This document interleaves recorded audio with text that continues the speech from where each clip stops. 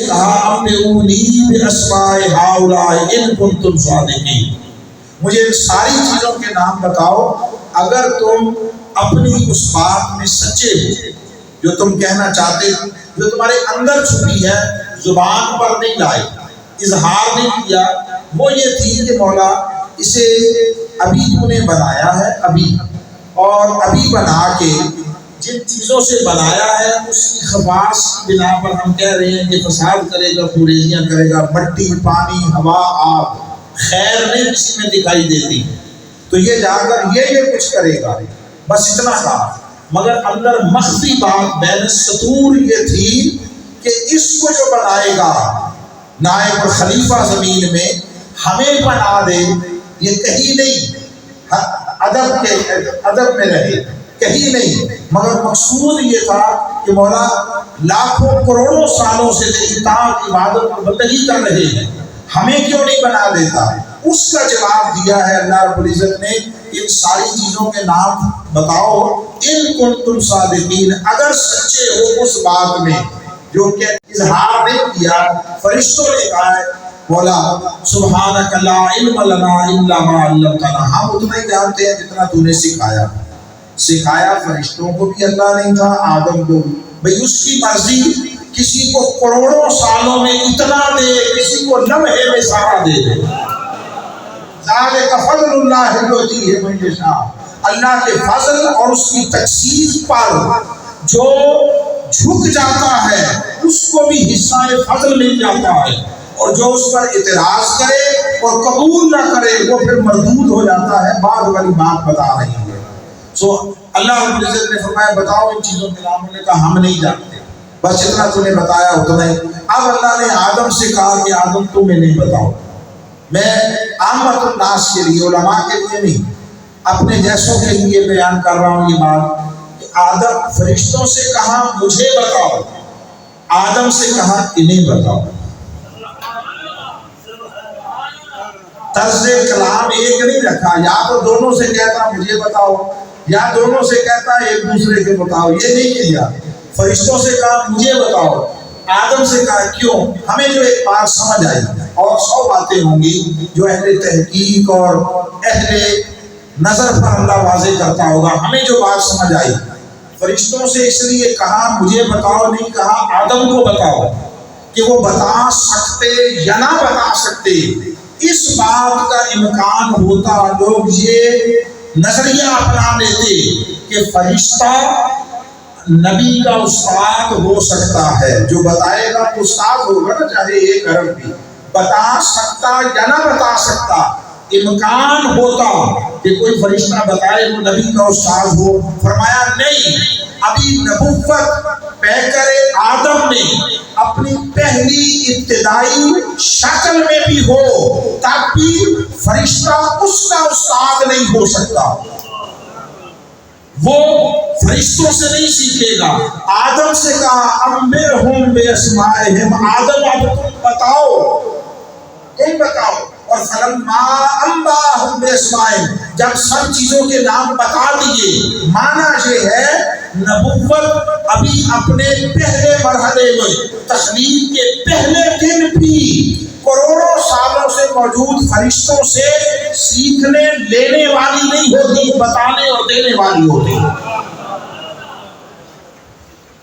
نبوت کا درجہ یہ ہے، سو انہوں نے بتا دیا۔ اب اللہ رب العزت نے فرمایا الم اقل لکم انی اعلم غیب السماوات والارض، میں نے نہیں کہا تھا میں آسمانوں اور زمین کے سارے غیب جانتا ہوں۔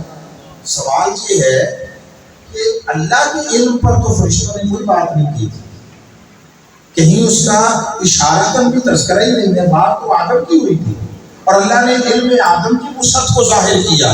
تو یہ کیوں فرما رہا ہے کہ میں نے نہیں کہا تھا کہ میں آسمانوں اور زمین کے غیب جانتا ہوں؟ بھئی ہماری عقل یہ کہتی ہے کہ یوں کہتا کہ میں نہیں کہتا تھا آدم تم سے زیادہ جانتا ہے، بات یہی بنتی ہے نا، اس وسعت علمی کی بنا پر مستحق کے خلافت ہے۔ یہ نہیں کہا میں جانتا ہوں زیادہ زمین و آسمان کی غیب، میں نے نہیں کہا تھا۔ کیوں یہ بات کہی؟ روز ازل فرشتوں سے یہ بات کہی قرآن کے اندر آخری صحیفہ ہدایت و انقلاب میں اس کو مینشن کر کے اس عمل کی طرف متوجہ کیا ہے کہ نبوت کو صرف پیکر خلق و انسانیت کی شکل میں دیکھ کر اپنے اوپر قیاس نہ کرنا. ارے نبوت ہوتی پیکر خلق ہے، ہوتا انسان ہے نبی، مگر سنو اس میں جو کچھ دکھائی دیتا ہے وہ اس کا مظہر ہوتا ہے.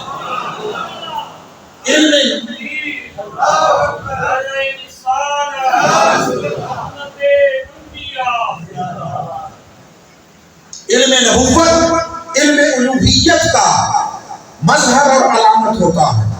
حسن و جمال نبوت جمال الہیہ کا آئینہ دار ہوتا ہے. تصرف نبوت قدرت الہیہ کا آئینہ دار ہوتا ہے. ارے وہ ہوتا مخلوق میں ہے مگر اس کے اندر صفات الہیہ کا ظہور ہوتا. فرشتے جھک گئے. اب اللہ نے کہا اس قلنا للملائکۃ اسجدوا لآدم فسجدوا الا ابلیس. اب اللہ نے کہا اب جھکو، اب سجدہ کرو. تو فرشتے آدم علیہ السلام کی وسعت علمی کو دیکھ چکے تھے، اب اعتراف عظمت کے طور پر جھک گئے. الا ابلیس، ابلیس نہیں جھکا. ابا، اس نے انکار کیا. واستکبر، تکبر کیا. وکان من الکافرین، اور کافروں میں سے ہو گیا. تاریخ کائنات انسانی نہیں، تاریخ کائنات میں یہ پہلا انکار تھا، یہ پہلا تکبر تھا، یہ پہلا کفر تھا. پہلی دفعہ انکار کا اظہار ہوا، پہلی مرتبہ تکبر کا اظہار ہوا، پہلی مرتبہ کفر ہوا. یہ جو تینوں چیزیں تاریخ کائنات میں پہلی مرتبہ ہوئی، ان کا رخ ذات باری کی طرف نہیں تھا، ذات نبوت. یہ جو تکبر تھا یہ اللہ کے معاملے اور مقابلے میں نہیں تھا. اس سے پوچھا کیوں نہیں انکار، کیوں سجدہ کیا جب میں نے حکم دیا تھا؟ قالا انا خیر منہ، میں اس سے بہتر ہوں. یہ نہیں کہا تجھ سے بہتر ہوں. آپ سمجھے ہیں؟ اس سے بہتر ہے. تو آدم پر تکبر کیا. دلیل دے رہا ہے خلقتنی من نار وخلقتہ من طین، مجھے آگ سے بنایا، اسے مٹی سے بنایا. آگ کی سرشت اوپر جانا ہے، مٹی کی فطرت نیچے آنا. وہ عجیب بات کرتا ہے. یہ ہم سمجھنے کے لیے گئے. عجیب بات، جس کی سرشت نے رکھی ہے فطرت اوپر جانا اسے جھکا رہا ہے، اور جس کی سرشت نیچے جانا اس کو مسجود بنا رہا ہے. تو اللہ رب العزت نے اس کی دلیل کے جواب میں دلیل نہیں دی. وہ رب جو الحمد سے والناس کا ہر شے پر دلیلوں کے انبار لگاتے، اپنی توحید پر، اپنے وجود پر، عقیدہ آخرت پر، ہر شے پر اس نے قرآن مجید میں دلائل کے انبار لگا دیے، پہاڑ کھڑے کر دیے. شیطان کی دلیل کے جواب میں دلیل نہیں دے رہا رب. فرماتا ہے فاخرج فإنک رجیم، دفع ہو جا، بھی نکل جا، تو مردود ہو گیا. کیوں؟ فرماتا ہے دلیل وہاں دوں جہاں کسی کو سمجھ نہ ہو، پتہ نہ ہو، لا علمی ہو تو دلیل دوں. لا علمی کے لیے دلیل دیتا ہوں، حق دھرمی کے لیے دلیل نہیں دیتا. دلیل لا علمی کے لیے ہوتی ہے، حق دھرمیوں کے لیے نہیں ہوتی. یہ سنت الہیہ ہے. ہمارے بعض ساتھی ہم سے کہتے ہیں کہ ایسے ایسے ہوا تو آپ یہ بات کریں، یہ بات کریں، یہ بات کریں. بابا بات وہاں کی جاتی ہے جہاں اگلا جانتا نہ ہو، پتہ نہ ہو.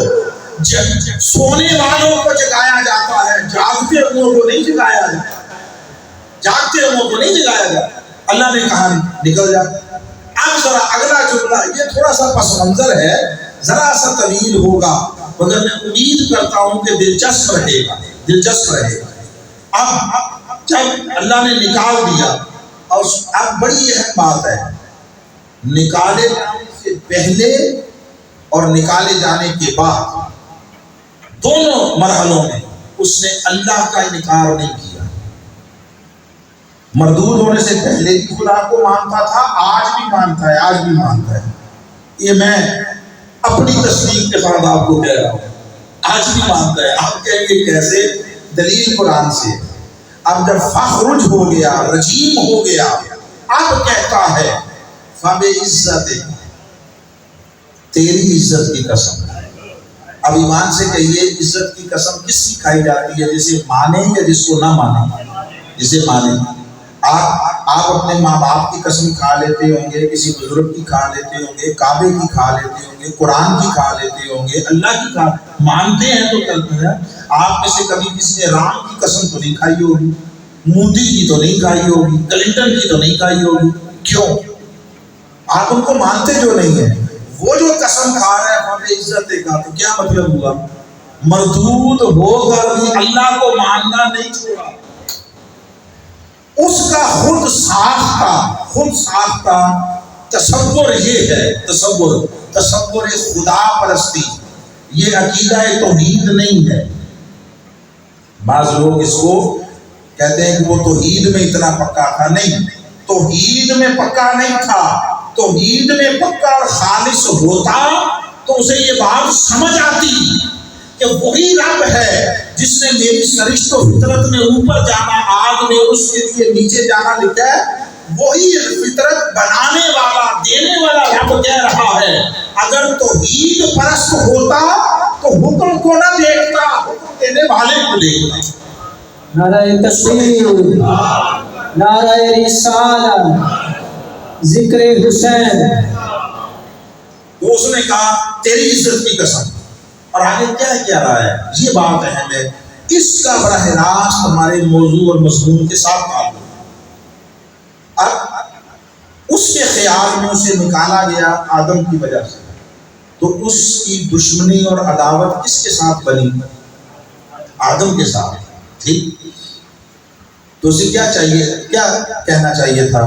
تیری عزت کی قسم آدم کو نہیں چھوڑو، یہ کہنا چاہیے تھا۔ اس نے یہ نہیں کہا آدم کو نہیں چھوڑو، اس نے کہا فَبِعِزَّتِكَ لَأُغْوِيَنَّهُمْ أَجْمَعِينَ۔ اب یہ جو لَأُغْوِيَنَّهُمْ، ہم ضمیر میں جو جمع کا ہے یہ، اور اجمعین، اس کا اشارہ کس کی طرف ہے؟ آپ کل تفاسیر پڑھ لیں، اس سے مراد اولاد آدم ہے، ذریت آدم ہے۔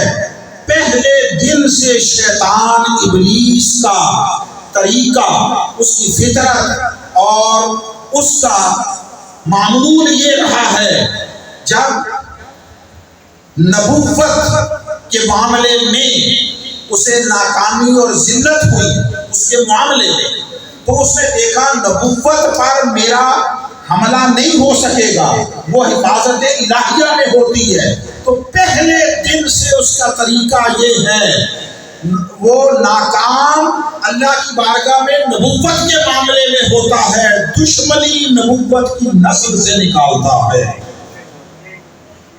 اب سمجھے ہیں یہ بات؟ نبوت پر اس کا حملہ ہو نہیں سکتا، اس کا کچھ بگاڑ نہیں سکتا، تو جس کا بگاڑ کچھ نہیں سکتا اس کی نسل پر حملہ کرتا ہے۔ یہ پہلے دن سے اس کا طریقہ۔ وہ یہ دیکھ کر نیچے آ گیا، اس نے پہلا حملہ کیا۔ حابیل و قابیل ان کے بیٹے تھے، اور ان کے درمیان عداوت ڈال دی، لڑوا دیا اور مروا دیا۔ اور وجہ کیا تھی؟ ایک کی قربانی قبول ہو گئی، دوسرے کی نہیں قبول ہوئی۔ تو جس کی نہیں قبول ہوئی، چاہیے تو یہ تھا کہ وہ اللہ کی بارگاہ میں جو انکساری کرتا، آنسو بہاتا، ندامت کرتا، خشیت اور رقت کا راستہ اختیار کرتا، اللہ قبول کر لیتا۔ اس کے اندر عداوت ڈالی اور مروا دیا۔ جہاں عداوت ہو، جہاں نفرت، کدورت ہو، دشمنی ہو، نہ حلیے دیکھنا، نہ لفظ دیکھنا۔ جہاں سے عداوت ملے سمجھ لو وہاں ابلیسیت ہے۔ جہاں دین ہوگا، جہاں فیض نبوت ہوگا، وہاں پر محبت ہوگی، وہاں پر اخلاص ہوگا، ایثار ہوگا، خیر خواہی ہوگی، لوگوں کی بھلائی ہوگی۔ یہ بنیادی فرق ہے۔ یہ نبوت کا مزاج ہے، نبوت کا پتھر کھا کر بھی دعائیں دی جاتی ہیں، اور وہ ابلیسیت کا مزاج ہے کہ شرمندگی ندامت کی بجائے دلیل دے کر عداوت کی آگ بھڑکائی۔ یہ بنیادی ہے۔ تو یہ وہاں سے سلسلہ چلا۔ حضرت ابراہیم علیہ السلام چونکہ معلوم تاریخ انسانی کا دور حضرت ابراہیم سے شروع ہوتا. رب ذوالجلال نے امتحانات لیے. ہم 3 چیزوں کا تذکرہ کریں گے، پھر اس کا ہم اس روشنی میں، اس آئینے میں واقعہ کربلا سمجھ آ جائے. 3 چیزوں کے ذریعے اللہ نے امتحان لیا. سب سے پہلی شے، حضرت ابراہیم علیہ السلام کو آگ میں ڈالا گیا، آگ میں، اور اللہ کے امر سے وہ آگ سلامتی والی ہو گئی، ٹھنڈی بھی ہو گئی اور سلامتی والی ہو گئی. یعنی اتنی ٹھنڈی بھی نہیں کہ وہ ٹھنڈک بھی نقصان ہو جائے، برف کے اوپر بیٹھنا بھی آسان نہیں ہوتا، تو ٹھنڈی بھی ہوئی اور سلامتی والی ہو گئی. یہ پہلا امتحان تھا، آگ میں ڈالا گیا. حضرت ابراہیم علیہ السلام سے جبریل نے، فرشتے نے کہا کہ آپ اگر کوئی مجھ سے میرے لائق حکم ہو، خدمت ہو بتائیں تو میں کر دوں. تو حضور نے فرمایا، حضرت ابراہیم علیہ السلام نے فرمایا تجھ سے مدد مانگوں خدا کے ہوتے ہوئے یہ نہیں ممکن، پاسبل نہیں ہے. جبریل کی مدد کو رد کر دیا حضرت ابراہیم نے. انہوں نے کہا چلو یہ نہ صحیح، آپ بتائیں تو رب کو پیغام دینا ہو، کوئی بات پہنچانی ہو تو میں پہنچا دوں. فرمایا تیرے ذریعے پیغام تو کمال ہے، وہ جس کو تو پیغام پہنچانا چاہتا ہے وہ دور اور باہر نہیں ہے، وہ تو میرے من کے اندر ہے. تو باہر کھڑا اور پیغام میرا پہنچانا چاہتا ہے اس کو جو میرے اندر ہے. کتنی عجیب بات ہے، کتنی وفی انفسکم افلا تبصرون، وہ تمہارے اندر ہے. تو انکار کر دیا، پھینکا گیا. حضرت ابراہیم علیہ السلام کو اللہ کے امر سے آگ ٹھنڈی ہو گئی. یہ پہلا امتحان تھا. وہ ڈٹے رہے اور ان کا اخلاص اور ان کی استقامت دونوں قائم رہے. دوسرا امتحان ہے، اللہ نے پچھلی عمر میں اولاد عطا فرمائی، بیٹا عطا کیا. اس بیٹے کو اللہ رب العزت نے باپ سے دور کر دیا. میں اس کو چھوڑ آئے دور، اور کہاں چھوڑ آئے؟ کہ باد غیر عزیز عند بیتک المحرم، اس حرمت والے گھر کے قریب، مگر جگہ ایسی تھی جو صحرا تھا، وہاں نہ آبادی تھی، نہ سبزہ تھا، نہ پانی تھا، تینوں چیزیں نہیں تھیں. وہاں چھوڑ آئے. یہ دوسرا امتحان تھا اور واپس پلٹ گئے. اب اللہ کے امر سے اس سے گزرے تو تیسرے امتحان میں ڈال دیے گئے. اب وہ بیٹا ذرا بڑا ہوا، خواب میں دکھایا، خواب میں ذبح کرتے ہوئے. انہوں نے بیٹے سے کہا کہ میں نے خواب دیکھا ہے تجھے ذبح کر رہا ہوں. اب بیٹا بھی نبی ہے بے شک بچپن. ایک اضافی جملہ کہہ کے آگے بڑھ رہا ہوں، یاد رکھیے. ایک ہوتا ہے نبی کا پیکر بشری اور ایک ہوتا ہے اس کا مقصد نبوت. جسم کا یا یوں کہہ لیں سادہ لفظوں میں، نبی کے مراحل عمر ہوتے ہیں، نبوت کے نہیں ہوتے. نبی کا بچپن ہوتا ہے، نبوت کا بچپن نہیں ہوتا. اب سمجھ رہے ہیں بات؟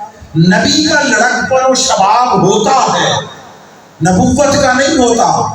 نبی کی پختہ عمری اور عمر کے مرحلے ہوتے ہیں، نبوت کے نہیں ہوتے. نبوت بچپن لڑکپن کے مرحلوں سے نہیں گزرتی. نبوت جہاں ہوتی ہے اپنے پورے کمال اور اپنے پوری شان کے ساتھ جلوہ گر ہوتی. نبی پنگھوڑے میں بھی ہو تب بھی نبوت اپنے پوری بلوغت پر ہوتی ہے. وہ جو پنگھوڑے سے اپنی ماں کی عصمت کے لیے جس نے قول کیا تھا وہ بچپن نہیں تھا جسمانی، وہ نبی نہیں بول رہا تھا، اندر سے نبوت بول رہی. نعرہ تکبیر، نعرہ رسالت، حسینیت، حسینیت، یزیدیت. تو اب اللہ رب العزت نے تیسرے مرحلہ امتحان میں ڈالا اور وہ یہ تھا کہ اس کو ذبح کر دیں. اب جواب میں جب کہا میں نے خواب دیکھا ہے ذبح کر رہا ہوں، حضرت اسماعیل علیہ السلام کا قول اللہ قرآن میں محفوظ کر کے ہم تک پہنچا رہے ہیں. انہوں نے یہ نہیں کہا ابا جان جو خواب دیکھا ہے اسے پورا کر دیں، یہ نہیں کہا. انہوں نے کہا یا ابت افعل ما تؤمر، ابا جان جو آپ کو حکم دیا گیا ہے اس پر عمل کریں، اس کو پورا کریں. یہ نبوت بول رہی تھی کہ نبی کا خواب وہ بھی ہماری طرح نہیں ہوتا. نبی کا خواب اللہ کا الہام ہوتا ہے. تو وہ لے کر چلے گئے، اور آپ نے دیکھا، آپ نے سنا وہ سارا سنتے، ابھی پیچھے عید الاضحیٰ گزری، انہوں نے خاص کر 3 اہتمام کیے، 3 اہتمام۔ ایک چھری اچھی طرح تیز کی، آپ کے لیے آج بھی حکم دیا ہے قربانی کا جانور ذبح کرتے ہوئے آپ چھری تیز کر لیں تاکہ جانور کو تکلیف اور اذیت کم، ایسا ہی ہے۔ اچھا، انہوں نے بھی کر لیا، کیا مقصد کہ امر الہی پر عمل ہو جائے، یہ درست ہے۔ اب تکلیف دینا تو مقصود نہیں تھا نا، خواب میں کوئی ایسا مطالبہ تھا، تو اللہ کے حکم پر عمل ہو، بیٹا ہے تکلیف کم سے کم ہو، تکلیف کم سے کم، چھری تیز کر لی۔ دوسرا، بیٹے کے ہاتھ پاؤں باندھ دیے، ہاتھ پاؤں رسی کے ساتھ، آپ نے سنا ہوگا، اس لیے باندھ دیے تاکہ جب چھری چلے تو تکلیف تو ہوگی، تو وہ بہت زیادہ ہاتھ پاؤں نہ مارے، اس سے میرے دل کو تکلیف ہو، اپنے دل کو تکلیف سے بچانے کے لیے اہتمام کیا ہاتھ پاؤں، تاکہ وہ بندہ رہے اور یہ احساس نہ ہو کہ اسے کتنی تکلیف ہو رہی۔ پھر اس کے باوجود تیسرا کام یہ کیا کہ اپنی آنکھوں پر پٹی باندھا، بیٹے کی آنکھوں پر بھی پٹی باندھا، تاکہ ایک دوسرے کو دیکھ کر وہ کوئی ترحم کا جذبہ نہ پیدا ہو۔ یہ اہتمام کیا۔ یہ امتحان ابراہیم تھے۔ ابراہیم علیہ السلام آگ میں ڈالا، ٹھنڈی کر دیا، بیٹے کو بچپن میں دودھ پینے کی عمر میں وہاں چھڑوایا، اپنے گھر کے دور سے اپنے گھر کے قریب لا کر بسایا، اور جب بسا دیا اگر وہاں ذرا پانی نہیں تھا تو پانی فراہم کر دیا۔ یہ بالکل حرم پاک کے ساتھ تھے، بھئی جہاں سے زمزم نکل رہا ہے وہاں پہ حضرت اسماعیل علیہ السلام ایڑیاں رگڑی ہوں گی انہوں نے، اور جہاں صفا و مروہ ہے وہاں پہ وہ دوڑی، قریب ہے نا، ساتھ ہے، تو دور سے لا کر بسایا۔ بتانا یہ چاہتا ہوں یہ نبوت ابراہیمی تھی، اس کے یہ امتحانات تھے۔ اب انہی 3 امتحانوں کی شکل میں جو مصطفیٰ پر وارد ہوا اس کو دیکھتے ہیں۔ فرمایا حبیب، وہ خلیل تھے، آپ حبیب ہیں، آپ کا درجہ اونچا ہے، تو جتنا درجہ اونچا ہو اتنا امتحان کڑا ہوتا ہے، امتحان سخت ہوتا ہے۔ سو آپ کے لیے بھی ضابطہ یہی ہے، بلند منصبوں کے لیے اونچی قربانیاں دینی پڑتی ہیں، شہادتیں دینی پڑتی ہیں، سب کچھ کرنا پڑتا ہے۔ سو حبیب اب آپ کی باری آتی ہے، حضور کو آگ میں ڈالا گیا۔ بہت سارے لوگوں کے لیے یہ بڑی عجیب بات ہوگی نا، آقا علیہ السلام کو آگ میں ڈالا گیا، مگر ابراہیم علیہ السلام کو لکڑیوں کی آگ میں ڈالا گیا تھا، مصطفیٰ کو اہل معاشرہ کے رویوں کی آگ میں ڈالا، عداوت کے رویے، دشمنی کے رویے، مخالفت کے رویے، اور تہس نہس کر دینے کے عزم و ارادے کے رویے۔ اور وہاں پر آگ کو ٹھنڈا کیا گیا، یہاں ٹھنڈا نہیں کیا گیا، وہ ہر گزرتے دن کے ساتھ بھڑکتی چلی گئی۔ پہلے انکار تھا دعوت کو قبول کرنے سے، پھر طعن و تشریح کی بات آئی، پھر الزام تراشیاں ہوئی، پھر بہتان ترازیاں ہوئی، پھر کانٹے بچھائے جانے لگے، پھر حضور کے اوپر دن دہاڑے ظلم و تشدد ہونے لگے، حتیٰ کہ پورے معاشرے نے مصطفیٰ کا بائیکاٹ کر دیا، اور حضور 3 سال تک شیب ابی طالب میں رہے، اپنے اہل دین کے ساتھ 3 سال، تو چھوٹا سا عرصہ نہیں ہے۔ جب ابراہیم کو پھینکا گیا تھا تو 3 لمحے لگے ہوئے، 3 لمحے، مصطفیٰ تو 3 سال تک شیب ابی طالب میں رہے۔ اب یہ جملہ بھی اضافی ہے مگر میں اس کے بغیر آگے بڑھ نہیں سکتا۔ جب سارا زمانہ مخالفت، عداوت، دشمنی اور ایذا رسانی پر تھا تو رب ذوالجلال نے اس دنیا کے اسباب کے اعتبار سے مصطفیٰ کو جہاں رکھا، وہ گھاٹی، وہ جگہ، وہ علاقہ بھی ابو طالب کا تھا۔ نعرہ تکبیر، نعرہ رسالت، نعرہ حیدری، حسینیت، حسینیت، یزیدیت، یزیدیت، اپنی ذات و شخصیت کے اعتبار سے بھی اور ابو طالب محافظ و نگہبان مصطفیٰ. عجیب عجیب بےہودہ مورخ ہے جس نے تنہائی میں اندر ہونے والی سرگوشیاں سننی ہیں، سرگوشیاں سننی ہیں اندر، اور اسے غدیر کے موقع پر اعلان ولایت آج تک سنائی نہیں دیا، آج تک سنائی نہیں دیا. ہم تاریخ کے عجیب بےہودہ اور غیر صالح اور غیر عادل مورخین کے ہتھے چڑھے ہوئے ہیں، ہم ان کے ہتھے چڑھے ہوئے ہیں. ہم نے تاریخ بیان نہیں کی ہے، ہم نے حقیقتوں کے چہرے مسخ کیے. یہ ابو طالب تھے جو محافظ مصطفیٰ بنے، نگران مصطفیٰ بنے. شیب ابی طالب کے 3 سالوں میں ہر روز رات کو جب لوگ سو جاتے، ہر ایک کا اپنی اپنی جگہ ہوتی، بستر ہوتا. حضرت ابو طالب دیکھتے، وہ گشت کرتے اور دیکھتے سب سو گئے. آقا علیہ السلام کے لیے بھی ایک جگہ تھی، سب کو بتا دی یہ جگہ حضور کے آرام کی ہے. جب سب سو جاتے اور حضرت ابو طالب اطمینان کر لیتے کوئی جہاد نہیں رہا، تو چپکے سے آتے اور حضور کو اٹھاتے، حضور کو اٹھاتے اور اپنے بیٹے کو وہاں لٹا دیتے اور حضور کو اٹھا کر کہیں اور جا کر لٹا دیتے، جس کی خبر کسی کو نہ ہوتی. کسی کو ایک شہادت ملے، وہ جنتوں کا دعوے دار ہے، درست ہے، انکار نہیں ہے. ابو طالب وہ ہے جس نے شیب ابی طالب کے 3 سالوں میں ہر رات مصطفیٰ پر اپنا بیٹا قربان کیا. ضروری نہیں ہے کہ سر تن سے جدا ہو تبھی شہادت ہو، تبھی قربانی ہو. اسماعیل کا کب سر تن سے جدا ہوا تھا؟ اس کی آج تک اس کی یاد منا رہے ہو، جانور کاٹتے پھرتے اور ذبح کرتے اور کھاتے پھرتے ہو. وہ وہاں بھی تن سر سے جدا نہیں ہوا تھا، اس کو قربانی مانتے ہو. وہ ایک مرتبہ ہوئی تھی، ابو طالب نے 365 کو یا 60 کو 3 سے ضرب دے لو، اتنی مرتبہ ہر روز بیٹا مصطفیٰ پر نچھاور کیا.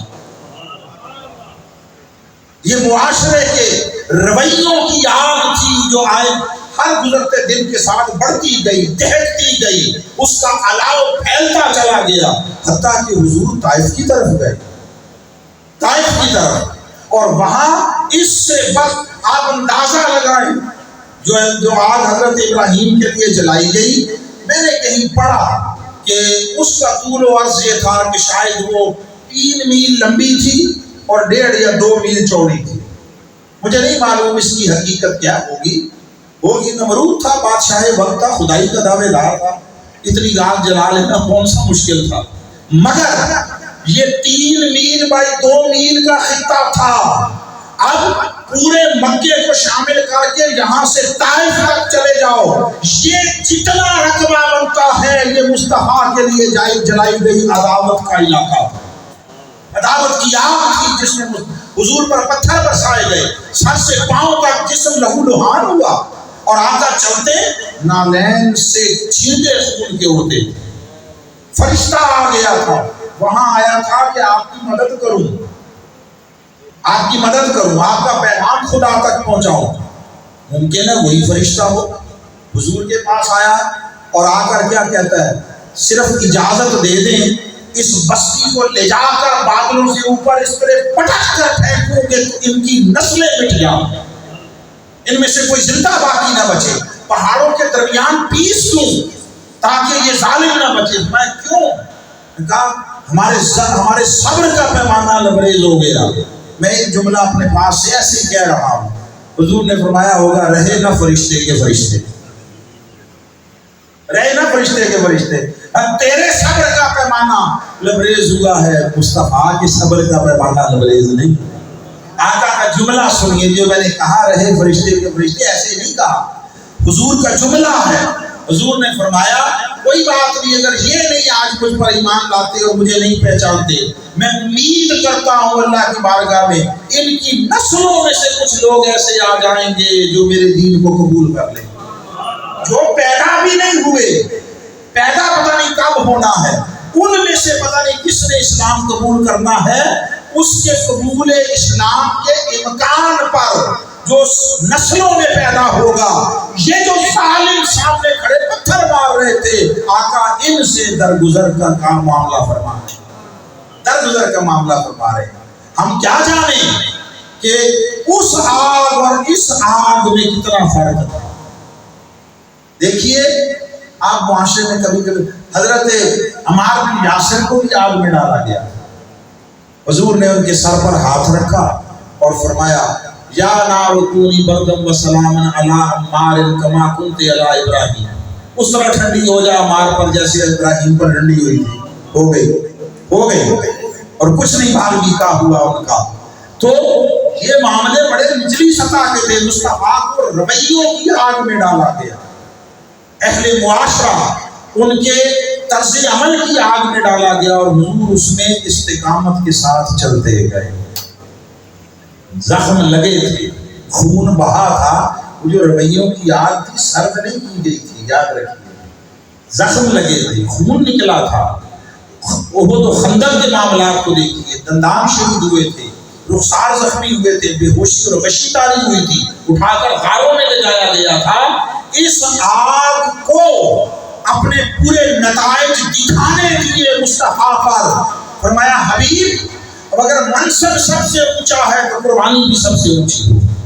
اور آقا علیہ السلام نے فرمایا اس روئے زمین پر راہ خداوندی میں کسی کو اتنا نہیں ستایا گیا جتنا مجھے ستایا گیا۔ یہ قول مصطفیٰ، یہ ایک وہ آگ کے مقابلے میں آگ۔ اب دوسرا آ جائیں، ان کے بیٹے کو ان سے دور کیا گیا، مگر دور سے حرم کے صحن میں لا کر بٹھایا اور بسایا گیا۔ یہ امتحان ابراہیم تھا، ان سے دور ہو گیا مگر اللہ کے گھر میں لا کر بٹھایا۔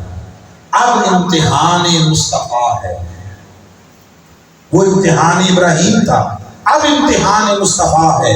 جب حضور کی باری آئی تو آقا کے بیٹے امام حسین رضی اللہ تعالیٰ عنہ کو وہاں دور سے کعبے میں لا کر بسایا گیا تھا، یہاں کعبہ چھڑایا گیا تھا، کربلا میں لا کر بٹھایا گیا۔ وہاں صرف مسئلہ یہ تھا، پانی نہیں تھا۔ ایک دو دن گزرے ہوں گے یا جتنے بھی، میں اس تحقیق میں نہیں گیا، مگر جتنا بھی وقت گزرا بہارت اور پانی جاری کر دیا گیا تھا انہی کے قدموں سے۔ مگر جب مصطفیٰ کے بیٹے کی باری آئی تو پانی تھا ارد گرد، مگر اس طرح بند کر دیا گیا کہ فرمایا امتحان شدید تر ہوگا، اس لیے کہ منصب عظیم تر ہے۔ اس پانی کو بند کر دیا گیا۔ تو اگر حضرت اسماعیل کے قدموں سے پانی کا چشمہ نکل سکتا ہے جو ابراہیم کے بیٹے ہیں، تو حسین کے قدموں سے نہیں نکل سکتا جو مصطفیٰ کے بیٹے ہیں۔ مگر فرمایا نہیں، وہاں علامتی تھا سب کچھ، یہاں عملی، وہاں سب کچھ سمبولک تھا، یہاں پر ریئل تھا۔ تو جب امام حسین رضی اللہ تعالیٰ عنہ کی باری آئی اور کوئی کہے کہ وہ ان کی زندگی میں تھا، موجودگی میں تھا، تو یہ بات سمجھ لیں، وہ سارے انبیاء آدم سے عیسیٰ علیہ السلام تک یہ جتنے تھے یہ آ کر چلے گئے تھے، ایک محدود وقت کے لیے آئے چلے گئے۔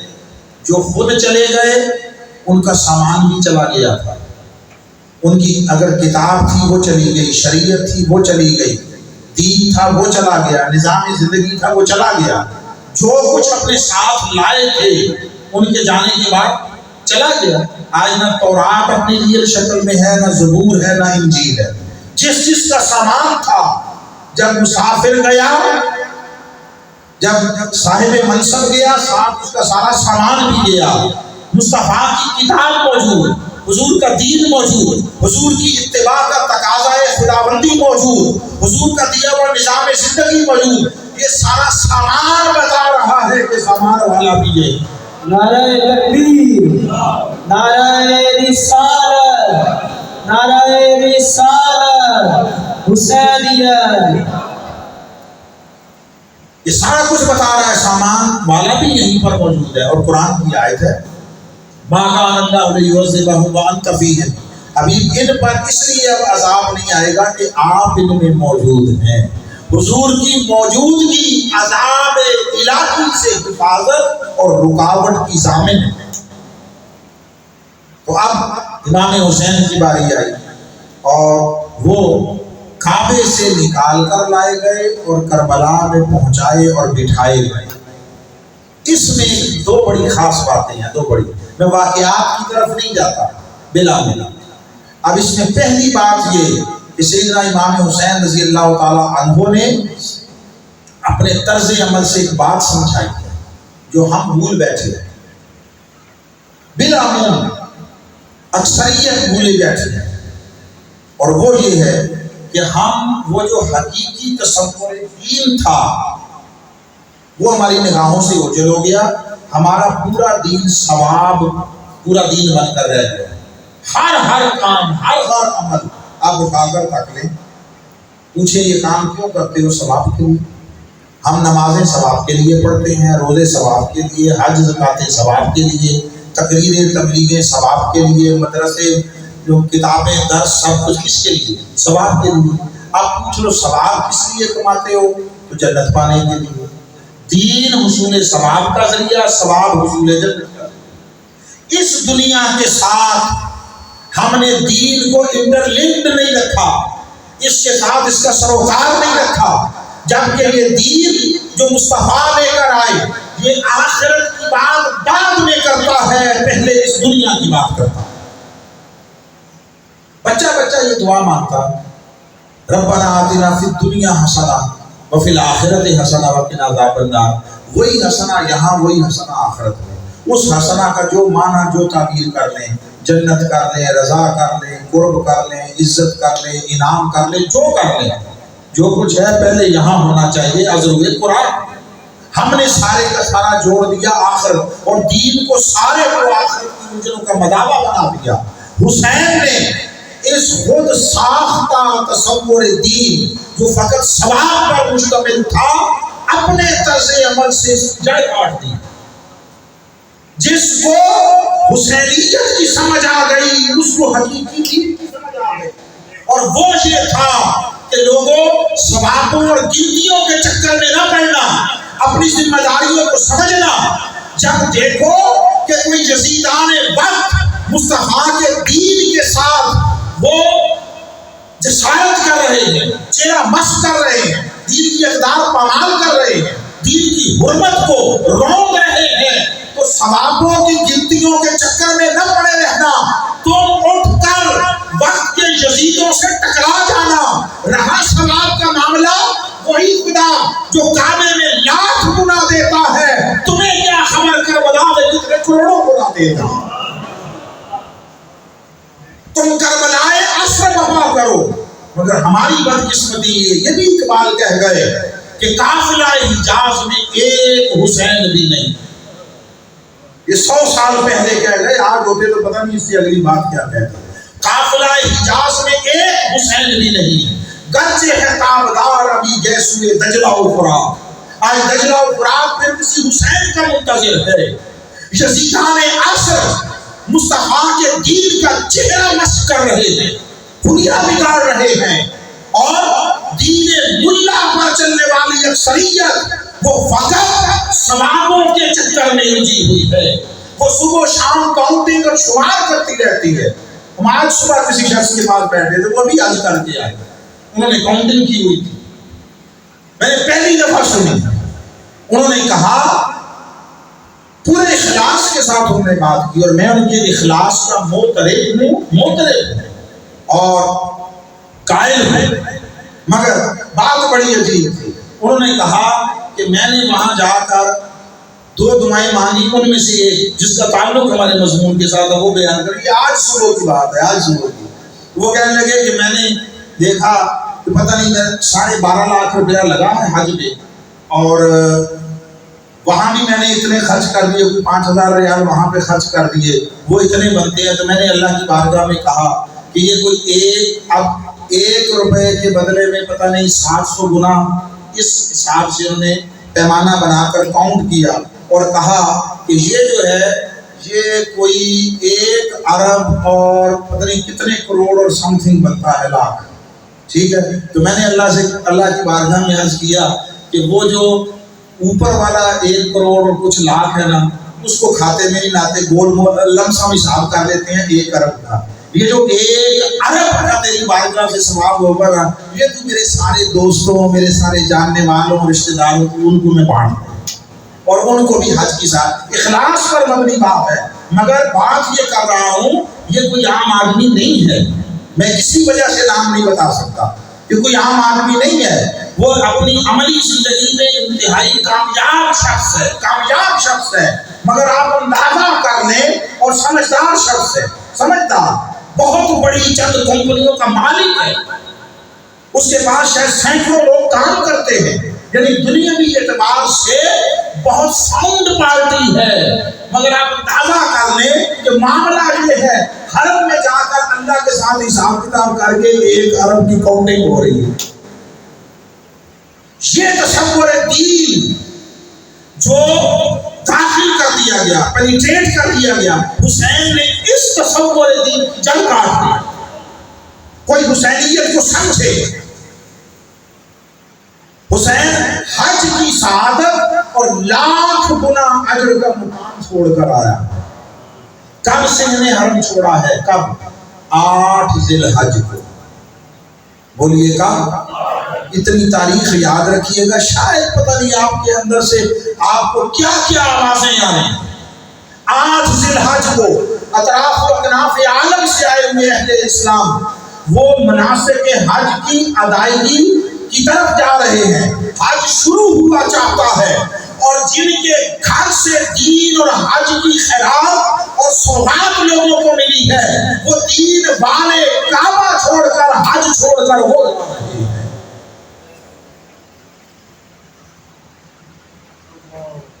اس پر میں ایک ضابطہ عرض کر دوں, چونکہ حسین نے ثواب نہیں دیکھا تو رب نے بھی اپنے ضابطے بدلے.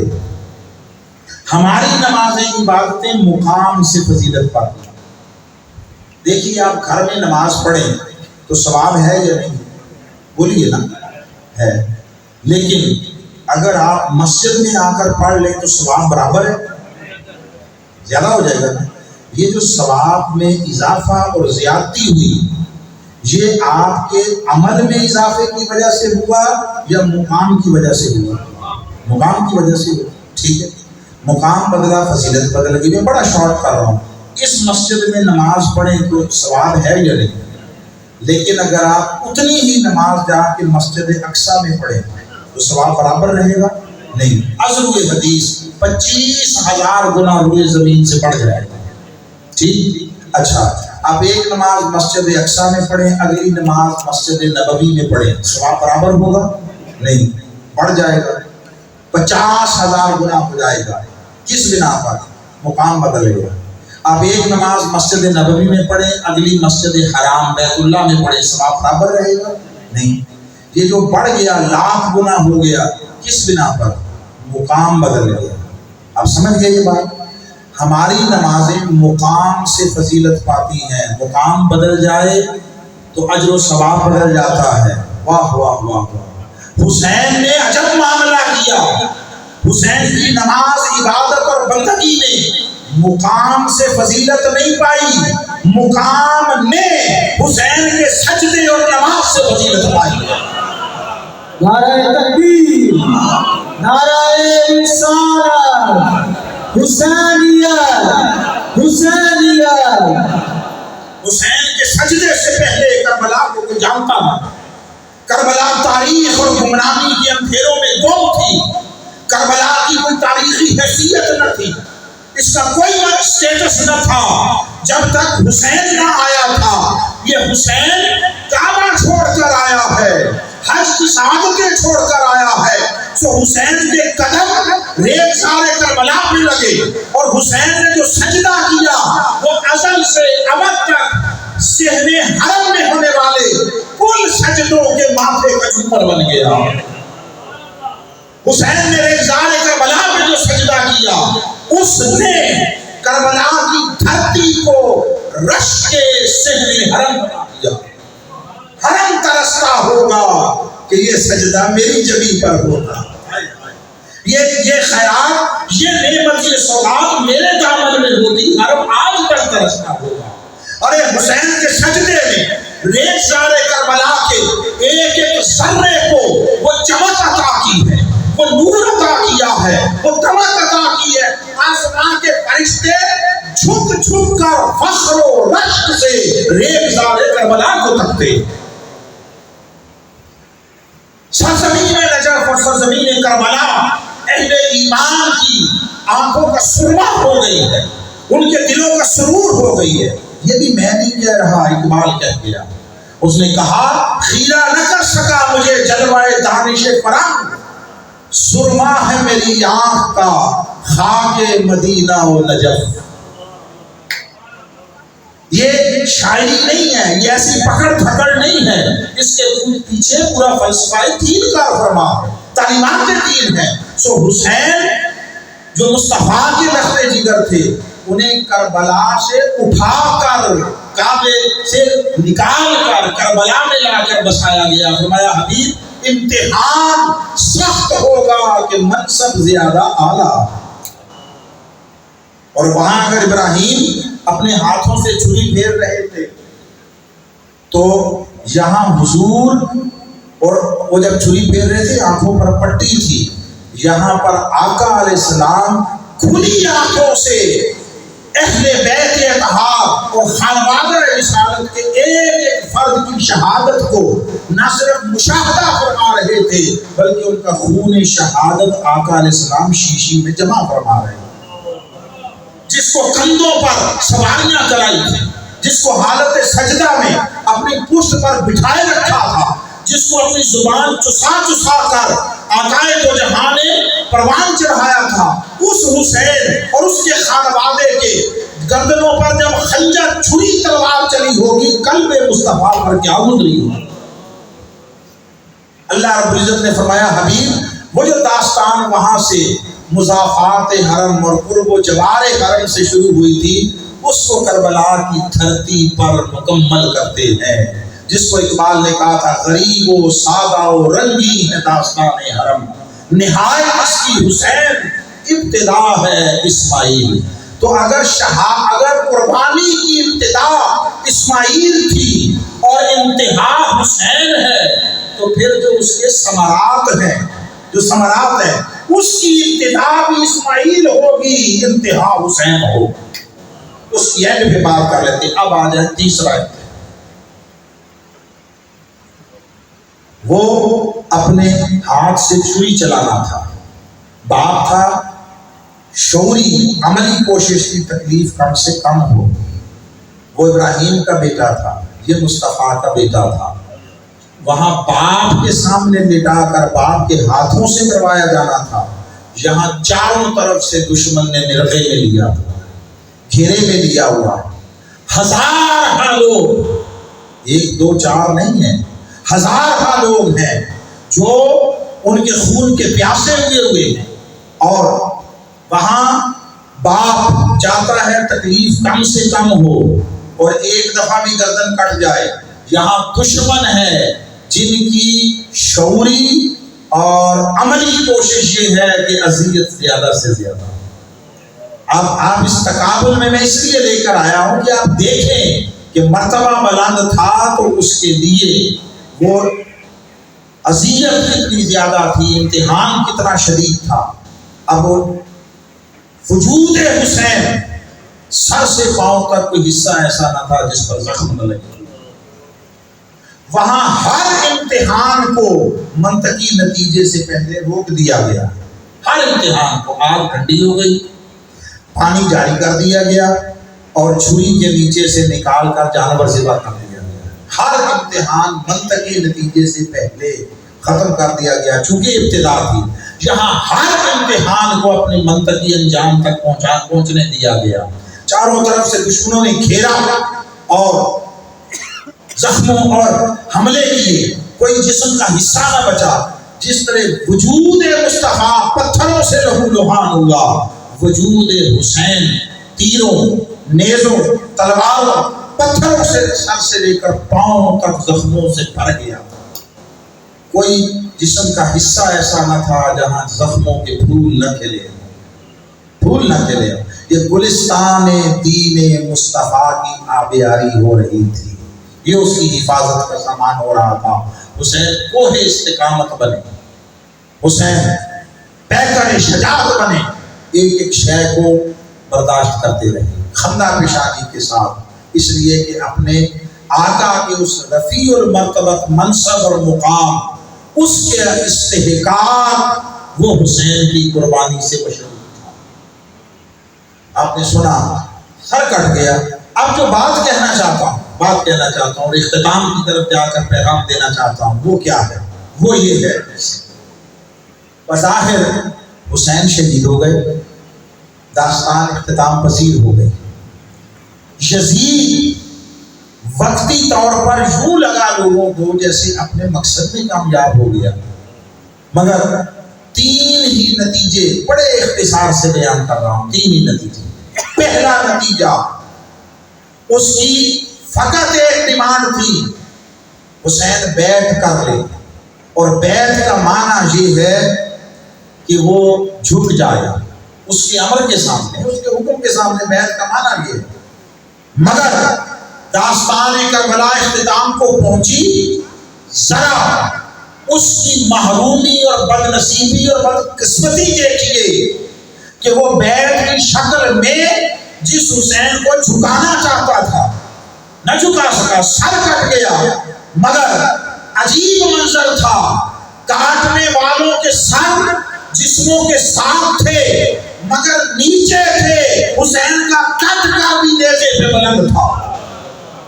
جس کو جھکانے آئے تھے اس کو اٹھا کر چلے، تب بھی سر بلند تھا. اور اس سے بڑی میں کہتا ہوں، اس سے اگر کوئی دل چیر کر دیکھتا تو بد نصیبیوں، محرومیوں کے احساس کے سمندر موجزن ہوتے. جس حسین کے ذکر کو، جس حسین کے وجود کو مٹانے آیا تھا، اس کے ارد گرد کل درباری، اور کبھی کبھی خود بھی نماز تو پڑھتا تھا. محرومی کی انتہا دیکھیے. وہ جس حسین اور حسین کے بابا کے ساتھ عداوت کر رہا تھا، ہر نماز میں اسی حسین اور اس کے بابا پر درود و سلام پڑھنا پڑ رہا. اس سے بڑی معلومی کیا؟ تو ایک نتیجہ یہ، جھکانے آیا تھا اسے وہ سر اٹھانا پڑا. اس کے ذکر کو مٹانے آیا تھا، ہر نماز میں اس کے ذکر کی صدائیں بلند ہوتی ہیں. اللہ کی جان ہے نا، کربلا سے بہت پہلے درود ابراہیمی سکھایا گیا. درود ابراہیم، اور وہ کیا ہے؟ اللہم صلی علی محمد وعلی آل محمد.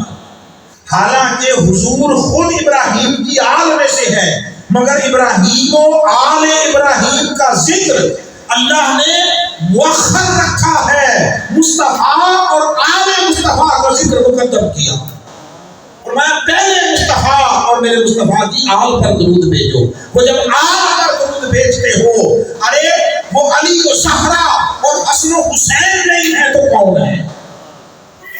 یہ اس کی ناکامی اور نامرادی تھی.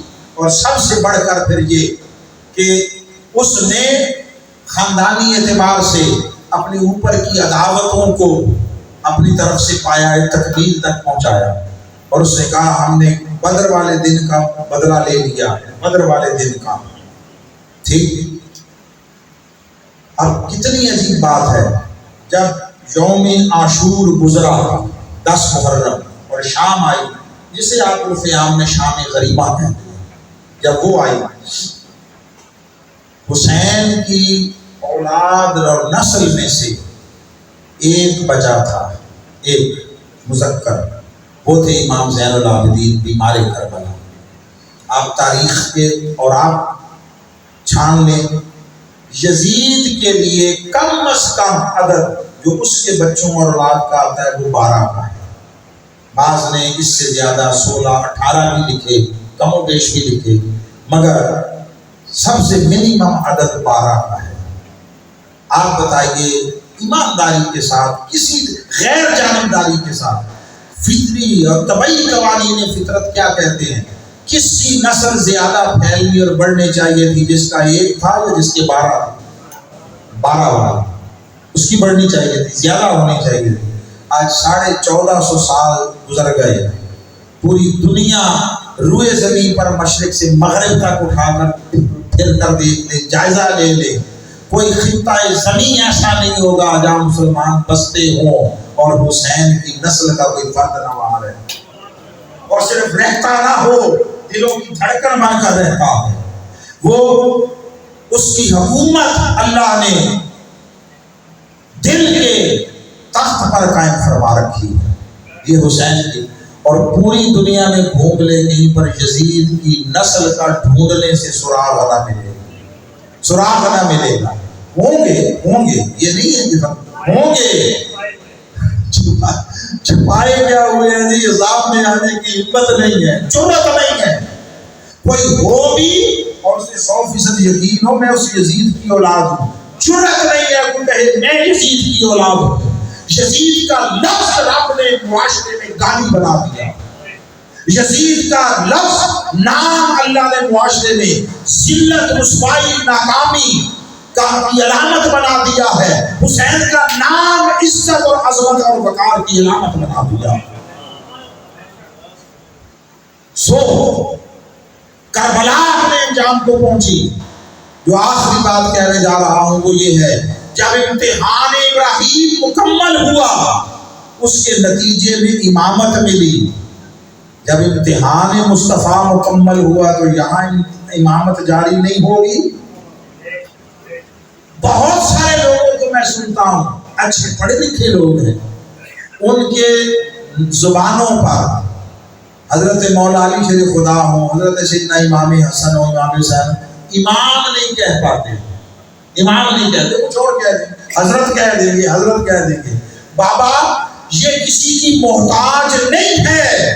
اگر وہاں امامت عطا ہوئی تھی ذریت ابراہیم کے لیے تو یہاں امامت کے چشمے پھوٹے ہیں ذریت مصطفیٰ کے۔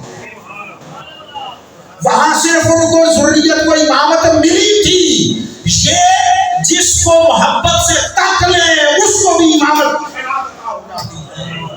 امام اعظم ابو حنیفہ ہو، امام شافعی ہو، امام مالک ہو، امام احمد بن حنبل ہو، ان میں سے کوئی امام فقہ ایسا نہیں ہے جو ائمہ اہل بیت کے در کی خیرات کے بغیر درجہ امامت کو پہنچا۔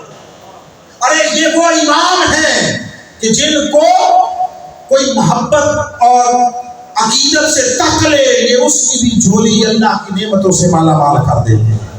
ایک روایت جو ہے حدیث میں روایت ہے ایمان کے باب میں، اس روایت کے سارے راوی